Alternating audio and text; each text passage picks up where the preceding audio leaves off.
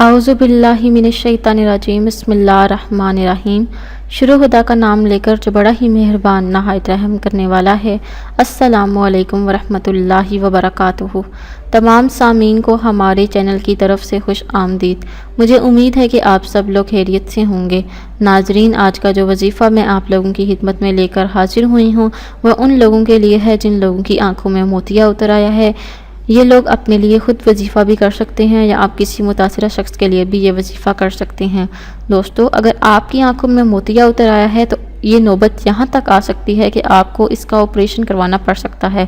اگر آپ اس تکلیف سے بچنا چاہتے ہیں تو آپ یہ وظیفہ ضرور کریں، انشاءاللہ تعالی اللہ کے فضل سے آپ کو بہت فائدہ ہوگا۔ دوستو، وظیفہ بتانے سے پہلے میری آپ لوگوں سے چھوٹی سی درخواست ہے کہ آپ میری اس ویڈیو کو لائک کریں اور اپنے دوستوں کے ساتھ شیئر ضرور کریں۔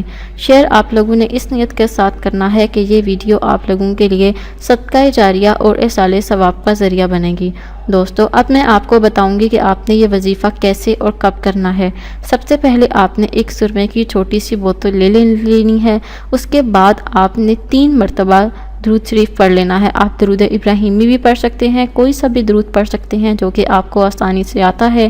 وہ آپ نے پڑھنے کے بعد اس کے درمیان میں آپ لوگوں نے 1 مرتبہ سورہ یاسین پڑھ لینی ہے اور وہ پڑھ کر آپ نے اس سرمے پر دم کر لینا ہے۔ دم کرنے کے بعد آپ نے بلا ناغہ وہ دم کیا ہوا سرما آپ نے بلا ناغہ اپنی آنکھوں میں لگانا ہے۔